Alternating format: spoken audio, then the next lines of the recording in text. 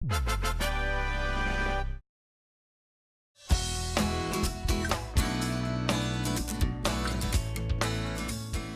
日はワークショップお疲れ様でした。まずですね、今日のワークショップに参加したきっかけなどを教えていただけますか？きっかけは理科の夏休みに自由研究をみんなでやろうっていうグループを校長先生が作って、その中でそのワークショップっていうのがあるから出てみないかっていうのを言われて出ようと思ったからです。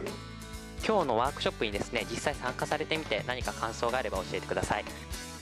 すごい両方とかそういう感じのことはそこまで深く考えたことがなかったんですけど、他の2人とか大学院生の方の話とか聞いてて、すごい考えが広まった感じがしました。そうですね、今日のワークショップ、難しいところもあったと思うんですけれども、いろんなアイデアが出たと思うんですね。何か印象に残ったアイデアとか、これが面白かったなというアイデアがあれば教えてください。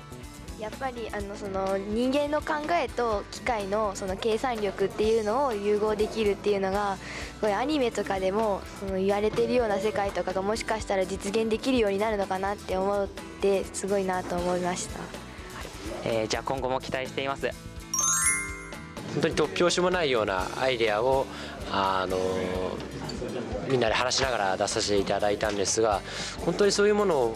が実現するとすれば本当に面白い未来なんじゃないかと思います。やっぱり将来はものづくりしたり何かの研究したりっていうのをあまり具体的には決まってないんですが、そういうものに関われたらいいと思います。あんな突拍子もないアイデアがどういうふうに議論されて、どういうふうにちょっとでも実現に近づいていくのかっていう様子を見れるのは本当に楽しみなので、ぜひとも見させていただきたいと思います。今まで普通に日常生活でやっぱりこういうふうにですかね、もっと現実的に喋るってことはあるかもしれませんけど、こういうふうにやっぱり自分の頭を本当に柔らかくして突筆的なこととかそういうのとかを話すっていうのはすごいなくて、すごいやっぱり自分にも刺激があって、他の人の意見があって、すごい良かったです。これは言っておきたいということがありましたら、ぜひこの場で。やっぱりなんですかね、そういう科学技術って人間っていうのがやっぱり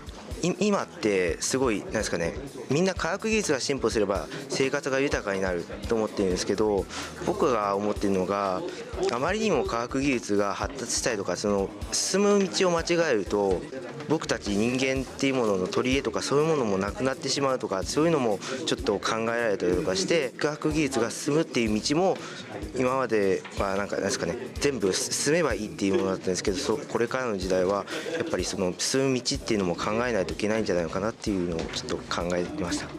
もちろんもう全部見ていきたいと思ってます。はい、今日はお疲れ様でした。インタビューありがとうございます。軽く言ってしまえば図書カードにつられてということなんですが、やっぱり大学でやってることに興味があり、楽しくこうやって構想などを考えれればと思いました。C グループで知ってる友達3人でやったんですけど、やっぱり未来の想像ということで、やっぱり普段の何気ない、イメージなのからすごい面白い能力や面白い未来の発展につなげていけたと思います。やっぱりゴキブリですね。ゴキブリでいろいろ防災の対策などできるんで、大野智秀君のゴキブリっていうアイデアが素晴らしかったと思います。素晴らしく光ってました。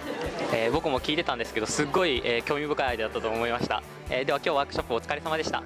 学校の先生にやってみないかって誘われて、それで友達と一緒に参加することにしました。一緒に話したのが同じ学校の友達だったんで話しやすかったですし、現実じゃないのも楽しくみんなでいろんなアイデアを出して話すことができましたね。現実離れしてるかもしれないんですけど、自分の中の内臓を取り出せるみたいな、自分で自分の体を切って取り出してまた戻せるみたいな、そういうのを考えたのが面白かったですね。受験勉強を頑張っていけたら見てみたいなと思っています。はい、今日はワークショップお疲れ様でした。勉強頑張ってください。先生からお話を伺って、未来の科学技術について話し合うということで、未来の科学技術にそもそも興味があったということと、僕の将来の夢がものづくりに関わることなので、ぜひ参加してみようと思いました。こう考えてで友達とかと話し合っているうちにどんどん新しい発想が湧いてきて、こう楽しかったです。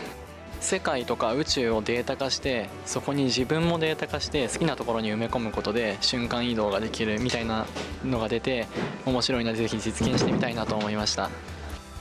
いろんな人と話し合って、こういろんな